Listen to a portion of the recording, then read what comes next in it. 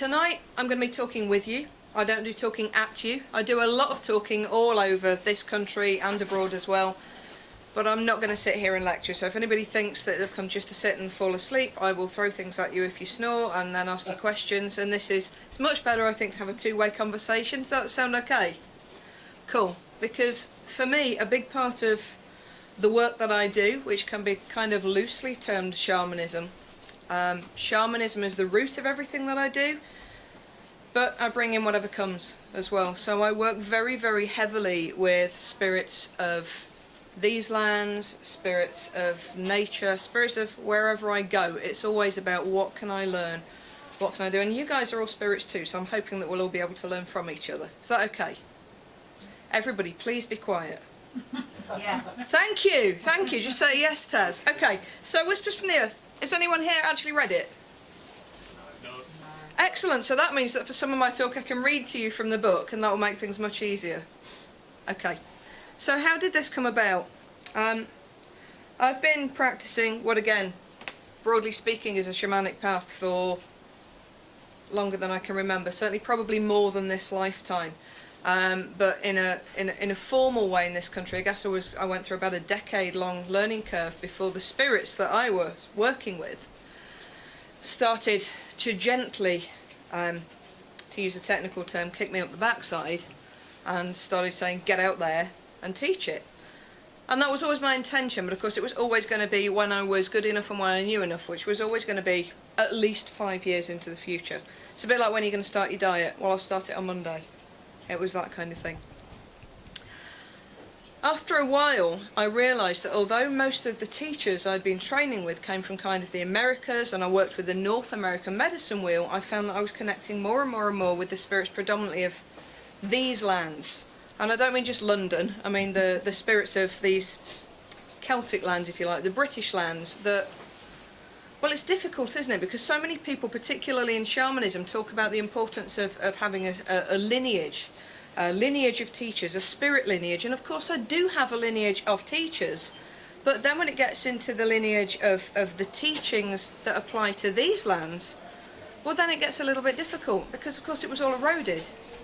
So there was a bit of a rub going on between my head, that was saying, but I can't prove that, and my heart, that was saying, well, I'm hearing these.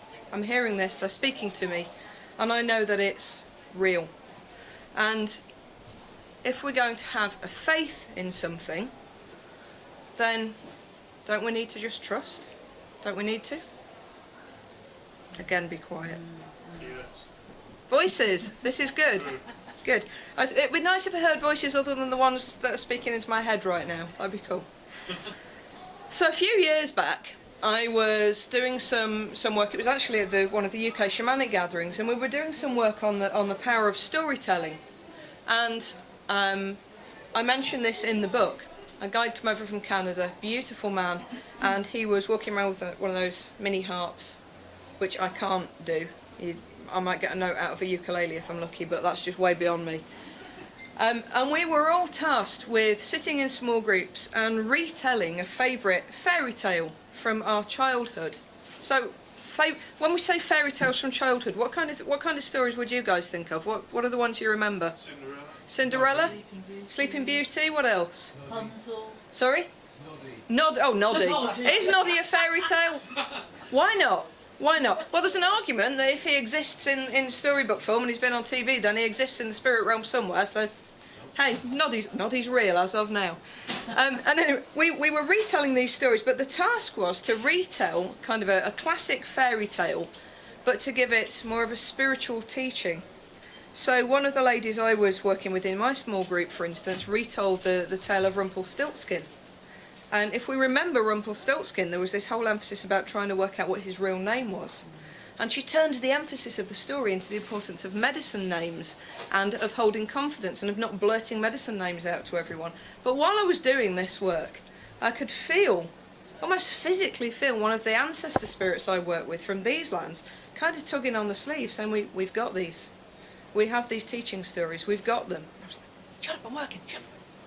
Very respectfully, of course, please shut up, I'm working. And it carried on and on and on. And of course, all indigenous cultures, well, so many indigenous cultures have used storytelling as a way to deliver such important messages to the entire tribe. You know, the old people would call it shooting someone with a story. And I remember years ago, this is where I'm pat in the front row here, we were working with a guy called Chris Lutterchow. Anyone heard of Chris Lutterchow? Yeah. Chris Lutterchow runs Northern Drum. Excellent teacher. If you ever get the chance to go and work with Chris, do it. And so often, after some pretty long days, he'd end with this bedtime story, and he'd tell us all these beautiful Indigenous teaching stories. And I was already quite fascinated. Things like Jumping Mouse, how ravens stole the sun. There are so many, and not just from the Americas. They're all over the world. But the more I became interested in these teaching stories, and the more I'd done this kind of work with retelling traditional fairy stories, the more my guides were tugging on my sleeve. I was thinking, well, where are ours? Where are ours? But here's the difficulty with the spiritual threads of these lands, of course, with the coming of the Romans and the coming of the church and all that stuff that we know, it was all eroded. So was, at best, really, it's a little bit foggy. So it's very, very easy, particularly if you're following a shamanic path, to just flip through the latest magazine and look for where the most obvious threads are, and we might look at the Americas, or we might look at Mongolia, parts of Australia. It's very, very easy to just swipe a credit card and go there. Now, that's not to say that those paths aren't absolutely beautiful and absolutely valid, but we have one here. And there's something about people who are living and working and treading these lands every day, wanting to learn about shamanism and just zipping off overseas to learn. And yes, the threads here have been so eroded, but then I come back to this issue of faith. And if we are going to believe that we are working with spirits, if we're going to believe that we are journeying to other spirit realms, if we're going to believe in this concept of animism, which is at the heart of shamanism, so this belief that everything has an energy, and therefore if everything has an energy, then we can communicate with that and we can learn from it. Surely, if we're going to believe in that and have faith in that and have trust in that, then we need to put a little bit of work into discovering some of the spiritual threads of our own lands as well, don't we? Does that make sense? Yeah. So much of my work has gone into that, and of course sometimes I do hit a bit of a wall when we come to some of our more brain-based practitioners, if you like, who want the proof, who want the evidence. But the best proof and evidence I ever get are the snippets that come from spirit, including the way this book came to light. Now, who here has ever thought, I want to write a book? Yeah? It would probably be easier to say who here has not ever wanted to write a book. Everybody sit on your hands. Have you ever met anyone who doesn't at some point believe they have a book in them? Well, the first book I was going to write, that I'd been writing for years, was absolutely not this one. The book I was going to write is the one I'm working on now. That's a second publishing deal I can talk about later if you're interested, but it wasn't this book. This book is beautiful. I am so proud of it. I'm so pleased with it. But it didn't slot into some of the more left brain work I was doing at the time. That was, of course, paying my bills and paying the mortgage. So I was always going to write the kind of empowerment, get into your real you, find your why, that kind of book first, and it was part written. But then, as I said, these stories, this constant tugging at the sleeve started to happen, and I started to get out into nature, I started to go into the journey, and I started to quest for some of these stories, because this ancestor guide, and the one I'm talking about is, she's an old lady. My sense is that she's probably just pre-Roman invasion. She packs a powerful punch, she doesn't take any prisoners, and when she wants you to pay attention, you pay attention. So she'd been working with me, and she'd been whispering these things like, those stories you keep talking about, we have them, they're here, we are waiting, it's time to get them back out there. So in meditations and in journeys, I was going and I was writing some of these stories down, and I was astounded. I'd kind of go out there thinking, okay, so can I get something then? And I'd find myself writing, and this whole story would come out. Now, I'm a journalist and editor by trade before I was dragged kicking and screaming into the spirit realms, if you like. And I know how much work goes into editing a story, but these things were coming out complete, finished, beautifully polished. I was getting really frustrated that there wasn't much to edit in them. It's like, come on, I'm an editor, let me edit. No, it's done. They were just coming through as complete works of story art. So then I began to wonder, is this just me? Now by now, having all the kicks I was talking about earlier and the being told to get out and teach on my own, I was already working with a group of spiritual development oblique shamanic students. And in some of my seminars I'd say, hey guys, do you want to try this? And I'd tell them how I'd been sourcing these stories, and I'd send them out on these medicine walks. So just out into nature, heart-based, go and sit with that tree and see if it has a story with you, for you. And they'd come back with these stories. And all these very, very similar messages that the ancestors were saying, we've got them, we need to get them out, it's time, it's time, it's time. It's time to reconnect the threads that have been broken. So I started writing them down. And one day, sitting in my office, doing some proper work, probably accounts or something that involved something like a spreadsheet that was really, really boring, a voice that I recognised as this particular ancestor spirit kept dropping into my head. And of course I was working, I was busy, I was doing stuff. Go away, I'm busy. And then you go into that place of, am I making this up? Is it because I really don't want to do my accounts and I'm trying to distract myself? Is that what it's about? But the voice kept coming, and it kept coming, and it kept saying, the stories you've been writing down, send them to a publisher. And eventually I said, right, if this is real, if this is what you want me to do, which publisher? Moon Books. And it carried on until I googled, and there, lo and behold, was Moon Books. Okay, so I'd better listen then. So I did a quick cut and paste of the stories that just happened to be written down on that PC. It's probably only 2 or 3 stories, no more than a couple of thousand words. And I sent them off on spec, and probably within an hour I'd got a message back saying, we're really interested, would you submit a proposal? So I did that, and within about a week I had this publishing deal. Now if that's not displaying the power of faith and belief, if that's not proof enough, I don't know what is. So now I trust. And sometimes if I go into that place of, am I making this up, am I projecting this, I tell that voice in my head to just shut up and get on with it. Because you know, on some level, and I say this to a lot of my beginner spiritual development students, when you start getting into journey work, so this concept that we're leaving our body here and our spirit is going off to explore and meet trusted spirit guides and bring back teachings and healings and messages for the tribe, it's quite natural when you first start doing that to go, am I making this up? Am I projecting? Is this all a load of baloney? And at first I kind of say to them, just drop that, just forget that, and just trust. Because worst case, absolutely worst case, if you find that that work, on a beginner's level at least, is tapping into your unconscious and you are bringing through teachings that help you, at first, it doesn't matter. If it's working for you, just go with it. Now, some of that comes from my more left brain training when I think about hypnosis and NLP and all that stuff. Because I know that the more we concentrate on, are we making this up, the more we're going to trap ourselves in this trap wheel of believing that it's all rubbish. So we need to do something to just shut up that brain. I call it an attitude for disruption. We need to disrupt that pattern. But again, then things like that happen. And I've got to the point now where I'm fairly confident that I can discern which bits are my brain speaking, and which bits are spirit, are the universe, are plants, are nature, are energy communicating with me. And that's how we got that. So how's that sounding so far? Is that making sense? Yeah. Any questions, comments, observations so far? How many stories are in the one book? In this one? One book. How many stories are in it?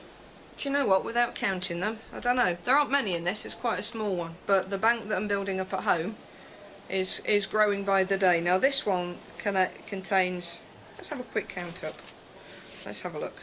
1, 2, 3, 4, 5, 6, 7, 8, 9, 10, 11. There's 12 from me and 4 from some of my students in this one. And then there's a bank that I'm building at home as well. And I'm talking to Moon about a second volume. Because there are more. It's like I've turned on a tap.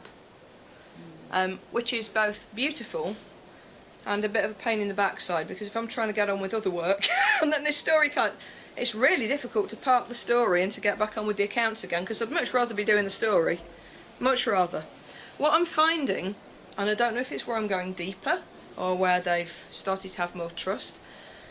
Some of the stories that are coming out now for this second volume are a bit darker, a bit deeper, and I'm finding that there are two in particular that revolve around a young girl who was born with a crippled leg and who was seen as an outcast.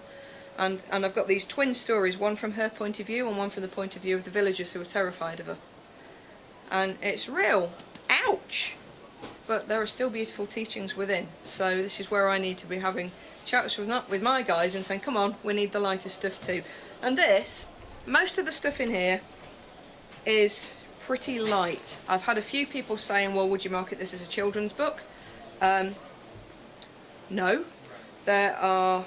The front part of the book contains instruction from me and basic information on how to go and channel your own stories. Now, that's going to be up to the individual parent, but I certainly wouldn't put that out for kids because some parents will like that and some won't, and it's not for me to make that decision. If it were me, I'd be like, yeah, train them from this high, absolutely. Get them connected with everything, the whole we're all related 2 seconds. But a lot of the stories in it would be suitable for kids, absolutely. But I think the power of it, or at least what people are telling me the power of these stories contains, is that whatever walk of life you're from, however old you are, there are different teachings that hit from the different stories. And there are a core of kind of elders. It doesn't feel right. We've not been doing it long enough to be called elders, but in terms of the scale of the time scale I've been teaching. And I put some of these darker ones out to them, and they were really like, oh my goodness, that's so sad. But I want the retribution for the other people. You can't want. Life isn't always like that. Sometimes that is part of the teaching. So these, I mean, there's a story in here about a tree troll called Grumblethwick, which is really light. And those who have read that to their children love it. But there's another one in there, which again I suppose for the right kids could be okay, which deals with distortions and how much we try to change our appearance and how much we can get lured into this sense of ego and image, and how that can bring about a sense of cruelty if we don't know how to control it. So there are themes like that in this too. So I guess PG. But when you look at the stories from some of my students that they have channeled, they're very, very different. Some of them, if you look at the one called The Goose Girl, and one that my wife, Asha, sitting at the back there, channeled, she's called The Great Eagle, is it, Ash? And they're along a very similar vein. But then I've got one of my guys, that sounded a bit dodgy, one of my male students, Tony, you'll love that if you're watching. He went and channeled something that was a bit more historical and went back to the time of the draining of the bogs and the draining of the fens.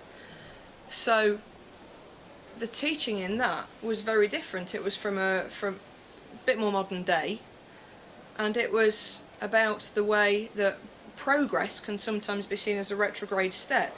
So not so much a fairy tale as this is what we've done, and beware. So, any other questions thus far? Would anybody like a story? Yes, please. Okay. The Fairy. Now the Fairy, is something that I think could be quite useful for kids. Okay. Are you sitting comfortably? Then I shall begin. What is it that you fear, child? What is it that grips you so and holds you back? What is it that stops you from living your dreams? We all have something. Some horrid little nightmare thought that grows arms and fingers and legs and claws and holds onto our heart with steadfast determination. He pinches and squeezes and flexes his talons, and he always knows precisely how tightly to apply his grip, so we might still see our hopes, yet feel our souls sink as we begin to believe they're out of reach. He's not real, you know, this fear-giving imp. He only lives because we allow him to. We are his host. We shelter him with our bodies. We feed him with our negativity. We water him with our dread. We call him the Fairy, and he resides in every one of us. Do not be deceived, little one, for the Fairy does not haunt you alone. the strongest warrior, the wisest elder, the kindest mother, the tiniest bairn, even the most ferocious of hounds all take visitation from the Fairy. And the tales he spins are different for every one of us. He's clever, the Fairy. He always knows exactly what to whisper into our hearts to allow the dread to rise up. Yet he is not undefeatable. Understands that at the very beginnings of your life, the Fairy had an honourable task in keeping you safe. It was the Fairy who stopped you from putting your hands into the beautiful flames. The Fairy who stopped you believing you could safely fly from the highest branches. It was the Fairy who stopped you from leaping into deep waters before your body had learned to float and swim. It was only as you grew older that the Fairy's mission became distorted. As you grew to understand life's dangers and began to develop the common sense to keep you from harm, the Fairy's job became smaller. So he had to find another way. And you gave him new tasks, my child. We all did. As we grew, we allowed the Fairy to take hold of all these tiny insecurities and nurture them into fears. New experiences became terrifying bridges to cross. Big tasks became scary and seemed as we simply weren't good enough. All this and more, dear one, has been the work of the Fairy. I told you before that the Fairy could be beaten, and I was telling no lie. Yet the defeat of the Fairy can first make him stronger, and only the bravest of hearts may succeed in their quest. You see, child, in order to beat the Fairy, we must recognise him, we must name him, and we must choose to disbelieve the terror spells he weaves in order to melt away his powers. In order to defeat the Fairy, you must question every fear that begins to rise up inside of you. You must examine and scrutinise to check for truths, and sooner or later a pattern will begin to emerge. You will see that the thoughts that bred fear in your belly were nothing but thoughts, and thoughts can be dismissed by choice. You will see that the negative self-beliefs you thought true had been false all along. You will realise that the new situations unfolding may be wonderful and full of opportunities, but that somewhere along the path, the Fairy created confusion between excitement and fear. And you have the absolute ability to choose either emotion. Take small steps along this road to control, little one. Where you believe everyone dislikes you, find the one person who loves you with all their heart. Do you see? That belief is simply not true, and once you've identified that tiny hole in your theory, you can find more and more people who actually like you and explode that entire myth. Where you fear something is too scary to even comprehend, break down your fears into little pieces until they no longer make sense. If you're afraid of spiders, try to remember where you first learned that fear, and then work out what exactly you believe you're afraid of. Is it the swift movement? Would they still be scary if they moved at a snail's pace? Is it all the legs? Who else do you know with legs? Are they scary? What would a spider have to do to make friends with you? What if they started delivering your favourite treats or spinning lovely words for you to wake up to in the morning? Try learning everything you can about them. What are their skills? How many sorts are there? Which ones have you seen?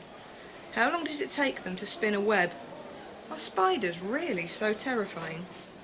One day, when you're brave enough, you will be able to gently scoop one of the spider clan up and marvel at their beauty and ingenuity. And then, my dear, the Fairy's work will be undone. What if you fear you're not good at anything? This is just another of the Fairy's tricks. What are you good at? Trust me here, there will be many things. Are you good at breathing? What about walking? Can you do that? Do you know how to bathe yourself? Do you know how to eat? Do you know how to drink? There must be 1,000,001 things that you are good at, and I won't know all of them. But if you take the time to make a list of everything you can do, the Fairy's game will soon be over. Remember, the Fairy can only control us if we allow just that. You are now equipped with a very special weapon, for you know how to defeat him, and you know how to help others do the same. Perhaps, when you've mastered defeat of the Fairy enough, you'll be able to help other people conquer their fears as well. And that, dear one, is the mark of a very brave warrior indeed. Now that one, of all the stories that I brought through, when I was writing that, I was really going into head, because so many of that, for anyone who's ever studied NLP, neuro-linguistic programming, so many of it is in modern day, so much of that is in modern day teachings. And when I got that, it was in the journey, and I was watching a tribal setting, and there was a campfire, and there was an old lady who was talking to a child, and it was clearly before this time. But my head kept kicking in. I was arguing with myself. You must have made that up. That's used too much now. It's too modern day. And every time I journeyed, no, that's what we would have done. And then I had a word with myself. I thought, well, hold on. So the science of neuro-linguistic programming is all to do with modelling people and looking at how they have developed into the people that they are. And we know that a lot of NLP techniques actually go right back to tribal techniques. So if you look at timeline theory, for anyone who's ever studied NLP, I sometimes bring that into my shamanic workshops, and it's time travel. It's going into the future to go meet your future self, which is a standard shamanic practice. So I had to throw that out, but if you compare that to some of the other stories in the book, it's quite different. But that one, it's interesting you picked that one, Pat, because that's the one that I really struggled with, because it was so, well, but that's what I learned there. But hey, who am I to argue? So if I just balance the owls to be wise. Moonlight flooded the valley with soft milky hues, casting shadows from the branches of the old oak tree that danced in the gentle breeze. Fox was out on his usual evening stroll, his belly grumbling at him and nagging him to find something to eat. It had been days now since his last meal. The menfolk in the settlement had become wise to his wily ways. They'd created enclosures to protect the hens, and now took turns sitting guard to keep the smaller livestock from his jaws. The hare folk and the rabbit families had heard of Fox's hunger and scuttled beneath the skin of Mother Earth when other woodland creatures sent word of his approach. Even the shrews were finding ways to avoid him these days. This was the way of the wild. Fox shrugged. Perhaps, he thought, he'd been enjoying an easy meal for too long. The creatures of the farmstead had provided rich pickings for a long time before his excitement had gotten the better of him. If only he'd stuck to taking one fowl at a time instead of chasing and destroying them all in one wonderful rampage. He felt a happy stupor for a few seconds as he remembered the sky filling with feathers and the sounds of chaotic clucking. Then he shook himself as he realised the consequences of his actions. Hunger. His stomach growled at him again. Tawny owls calling to each other across the valley. To-wit! Brother Fox is prowling. To-woo! I know! Fox barked in frustration. How am I ever supposed to find food with you two making so much racket? He demanded. There was silence, and then a brief gust of air as the owls landed in front of him. Poor Brother Fox, chuckled To-wit. Are you very hungry? Fox nodded. He's very hungry because he's very greedy, added To-woo. And noisy. Very stupid too, said To-wit. Fox said nothing. Why so quiet? Asked To-woo. Fox whimpered. The owls looked at each other, wondering what was wrong. Speak to us, Brother Fox, said To-wit, gently reaching out to touch Fox's nose with the tip of his wing. We didn't realise things were so bad for you. Fox said nothing, but sank to the floor with a sigh. The owls were getting worried now. They circled Fox, every so often nudging him with their heads or gently prodding him with their talons. He seems very thin, worried To-wit. It's far worse than we thought, agreed To-woo. He's starving to death. The owls huddled and then looked back towards Fox, nodded to each other, and flew off. Fox opened one eye and smiled to himself. Before long, the owls were back. To-wit dropped a vole at Fox's nose, and To-woo deposited a field mouse next to it. Fox twitched his nose, but otherwise stayed stock still. Brother Fox, pleaded To-wit, wake up, we brought food for you. Fox let out a small moan, but still didn't move. What should we do? Asked To-wit. We're going to have to feed him, answered To-woo.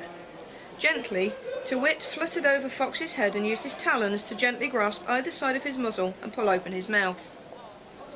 To-woo picked up the vole and dropped it into Fox's mouth. The owl stood back. Fox did nothing. It's in your mouth, Brother Fox, said To-wit. You need to eat, said To-woo. Ever so slowly, making his efforts look as weak and feeble as he could, Fox chewed the vole and swallowed it down. "Is that better?" asked Too-Wit. Fox made a show of trying to nod his thanks, but seemed too weak to lift his head. "He needs more," said Too-Woo.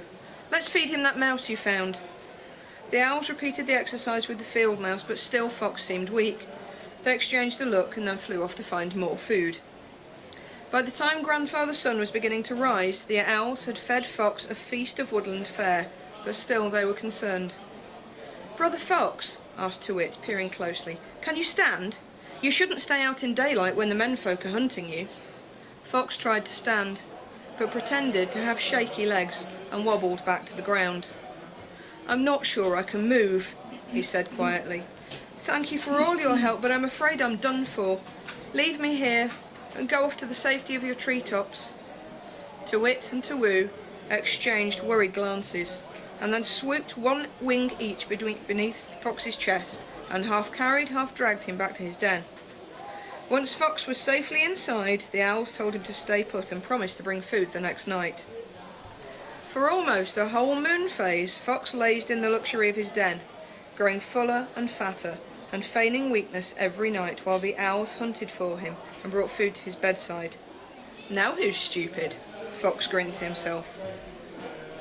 One night, when Fox decided he'd had enough of rodents and berries, he sauntered out of his den and made his way towards the village. It had been so long since his chicken rampage that the menfolk had stopped worrying about him. Nobody stood guard, and the hens were roaming free once more. Holding himself in check, he quickly and quietly stole just one hen, and then carried it up into the woodlands to enjoy a sumptuous supper. As he made his way to the den, Fox stopped by the owl tree and called up to his unwitting servants. "Hey, Too-Wit! Too-Woo! I heard you were hungry." He laughed and dropped his leftovers at the base of the trunk. Too-Wit and Too-Woo had been so long caring for Fox that they hadn't been eating themselves.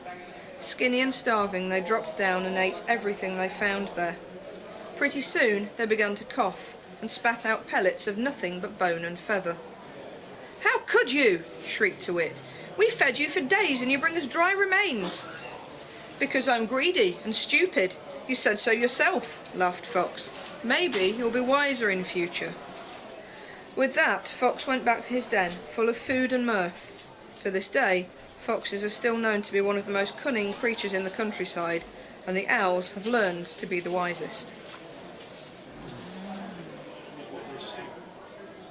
So you only need to pick on one person and the rest of you get up. Fantastic. There's a teaching in that too. Absolutely. So there's loads. Grumblethwick. Again, I'm not going to read you any more because otherwise I would take away your enjoyment from the book. But Grumblethwick is all about changing your body, changing your state, about not just sitting in that despondent state we can all get into. Who's done that? Who's sat in a pool of depression for forever and a day before choosing to get out of it? Yeah, be honest. And when we've done that, have we shifted the state? Have we got out of it? How did we change? How did we not? How are we all here instead of just sitting in that pool of depression? Decided to do, apart from Prozac, obviously. Yeah. Deciding to do something. And I think that's one of those things with so much of this work we talk about dis-ease and about this belief that every element of dis-ease actually has an energetic underlying, which of course includes stress, includes depression, includes all of those. But the trouble is that it's kind of flipped. There's so much positivity stuff out there online now, isn't there? You know, oh, here's a picture of a kitten, you feel better now, don't you? And so many of us have forgotten that art of responsibility, of all being. Chris used to talk about we're all having the ability to respond appropriately, responsibility. And so much of the stuff we hear today, so much of the positivity stuff that's out there has gone so head-based that we're losing the heart of it. So does anyone else feel like that? You know, we talk a lot about choice, and of course it does come down to choice, and I talk about that in the stuff I put out online as well.